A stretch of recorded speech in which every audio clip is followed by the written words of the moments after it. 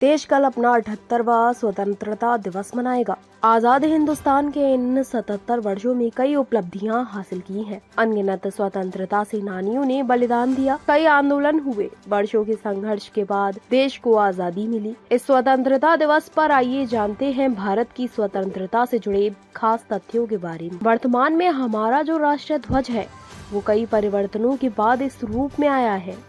मौजूदा रूप वाले तिरंगे को 1921 में तमिलनाडु के एक किसान पिंगली वेंकैया द्वारा बनाया गया था। शुरू में ध्वज में केसरिया और हरा रंग ही थे। बीच में सफेद पट्टी और अशोक चक्र का विचार महात्मा गांधी ने दिया था।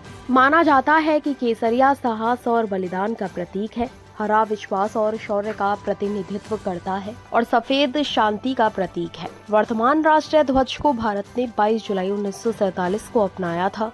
दिसंबर 2021 तक केवल खादी विकास और ग्राम उद्योग के पास ही हमारे राष्ट्रीय ध्वज को बनाने या आपूर्ति करने का लाइसेंस था। 30 दिसंबर 2021 को इसमें संशोधन किया गया और पॉलिएस्टर से बने राष्ट्रीय ध्वज या मशीन से बने झंडे को भी अनुमति दी गई। देश के पहले स्वतंत्रता दिवस पर कोई राष्ट्रगान नहीं था। जनगण मनगण का बांग्ला संस्करण 1911 में लिखा गया था, लेकिन इसे हमारे राष्ट्रगान के रूप में 1950 में अपनाया।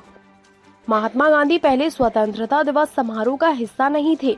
दरअसल 15 अगस्त 1947 को महात्मा गांधी नोआखली बंगला, अब बांग्लादेश में है, वहां वह हिंदू मुस्लिम के बीच उपजे तनाव को खत्म करने का प्रयास कर रहे थे। 9 अगस्त 1947 को वह कोलकाता पहुंचे थे और वहां की बस्तियों में शांति स्थापित करने के लिए काम किया। उन्होंने खून खराबा रोकने और शांति स्थापित करने के लिए अनशन आरंभ किया था। लॉर्ड माउंटबेटन के प्रेस सचिव कैंपबेल जॉनसन के मुताबिक मित्र देश की सेना के सामने जापान के समर्पण की दूसरी वर्षगांठ 15 अगस्त को पड़ रही थी, इसलिए माउंटबेटन 15 अगस्त को भारत को आजादी देने के पक्ष में थे। 15 अगस्त को भारत के साथ साथ 3 अन्य देश कांगो लोकतांत्रिक गणराज्य, दक्षिण कोरिया और लिंकटेनस्टीन भी स्वतंत्रता दिवस मनाते हैं। कांगो लोकतांत्रिक गणराज्य अफ्रीका महाद्वीप का तीसरा बड़ा देश है। 15 अगस्त 1960 में कांगो फ्रेंच औपनिवेशिक शासकों से स्वतंत्रता प्राप्त करने में सफल रहा।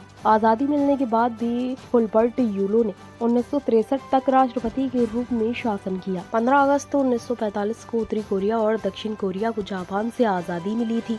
15 अगस्त 1945 को देश Democratic People's Republic of Korea बना। वहीं लिंकटेनस्टीन दुनिया के सबसे छोटे देशों में से एक है। यहाँ राजतंत्र है। 1866 में लिंकटेनस्टीन जर्मन से आजादी पाने में सफल रहा तथा 15 अगस्त 1940 को इसे राष्ट्रीय दिवस के रूप में मनाता है।